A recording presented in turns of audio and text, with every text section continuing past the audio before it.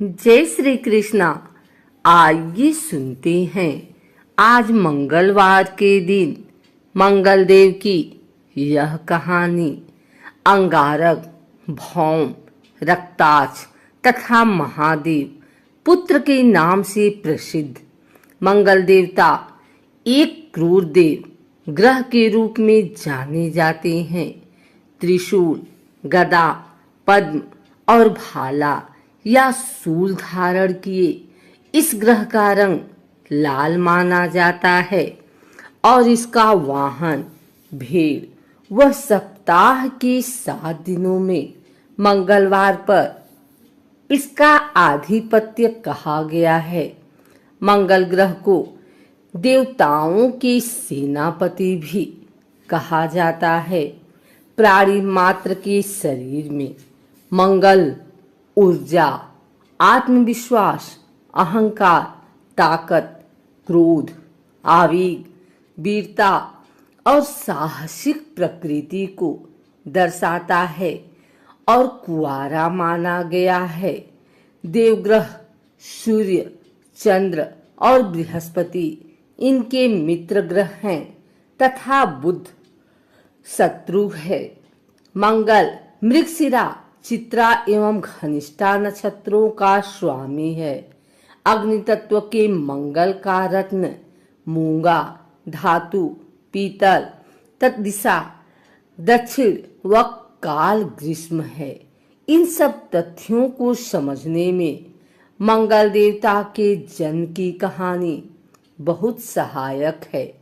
इस कहानी के माध्यम से मंगल से संबंधित जानकारी सहज ही हमें प्राप्त हो जाती है। आइए सुनते हैं मंगल देवता के जन्म की कहानी। स्कंद पुराण के अवंतिका खंड में मंगल ग्रह की उत्पत्ति का एक पौराणिक वृतांत मिलता है, जिसके अनुसार एक समय उज्जैनीपुरी नाम के एक स्थान में अंधक नाम का एक प्रसिद्ध दैत्य राज किया करता था। उसका एक महापराक्रमी पुत्र था, जिसको कनक दानव के नाम से जाना जाता था। कनक दानव के पराक्रम का अनुमान इस बात से लगाया जा सकता है कि एक बार उस महापराक्रमी वीर ने इंद्र को ही ललकारना शुरू कर दिया। इंद्र को इसका जवाब देने के लिए विवश होना पड़ा। सो इंद्र ने कनक के साथ युद्ध कर उसे मार गिराया। इंद्र उस दानव के पिता अंधक को भली प्रकार जानते थे। ये भी जानते थे कि अंधकासुर अपने पुत्र की मृत्यु का बदला अवश्य लेगा। अतः इंद्रदेव अंधकासुर से बचने के लिए भगवान शंकर को ढूंढते हुए कैलाश पर्वत पर चले गए और भोलेनाथ की शरण ली। इंद्र ने भगवान शिव को सारी बात विस्तार पूर्वक सुनाई और अंधक से अपने प्राणों की रक्षा की प्रार्थना की कि हे भगवान, मुझे अंधकासुर से अभय दीजिए। इस पर शिव ने इंद्र को अभय प्रदान किया और अंधकासुर को युद्ध के लिए ललकारा। कथानुसार दोनों के बीच भयंकर युद्ध हुआ और उस समय लड़ते लड़ते भगवान शिव के मस्तक से पसीने की एक बूंद पृथ्वी पर गिर पड़ी, जिससे अंगार के जैसे लाल अंग वाले भूमि पुत्र का जन्म हुआ।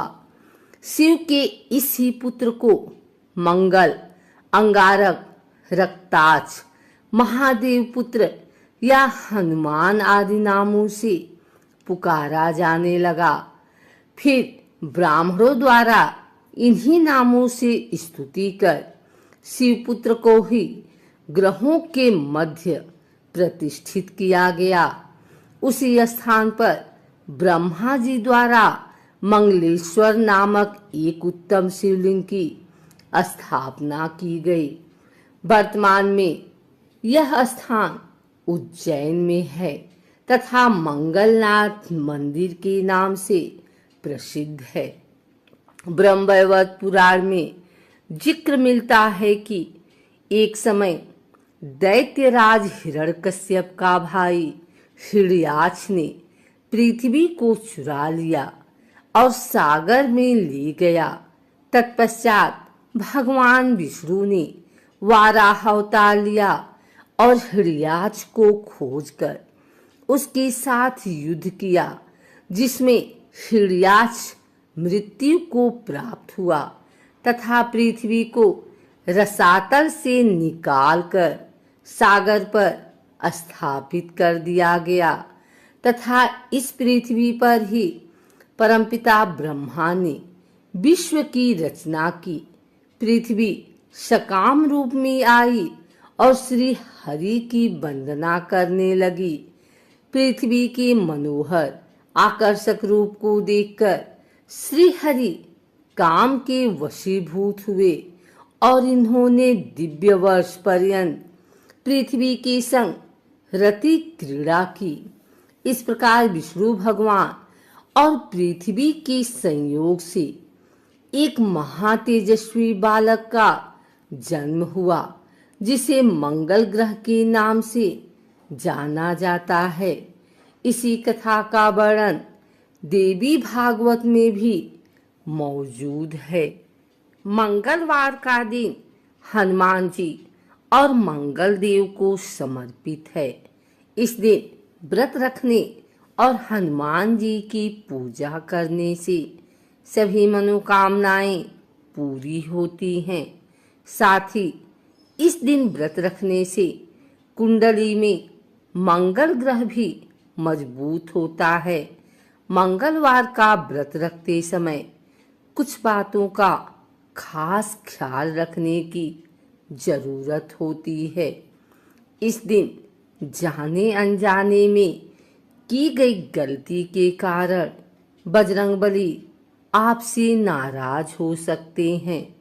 आइए जानते हैं इस दिन क्या नहीं करना चाहिए और किस तरह करनी चाहिए। अगर आप मंगलवार का व्रत रख रहे हैं तो कम से कम 21 मंगलवार के व्रत जरूर रखें। व्रत वाले दिन सुबह जल्दी उठें और स्नान के बाद साफ कपड़े पहन लें। इसके बाद पूजा स्थल की सफाई करें और एक चौकी में हनुमान जी की मूर्ति या प्रतिमा रख लें। हनुमान जी के सामने घी के या तेल का दीपक जलाएं। हनुमान जी को फूलों की माला पहनाएं और उनके सामने चमेली का तेल रखें। फिर पूजा करने के बाद हनुमान चालीसा का पाठ करें। हनुमान जी को प्रसाद अर्पित करें। इस दिन लाल रंग के कपड़े पहनना शुभ माना जाता है।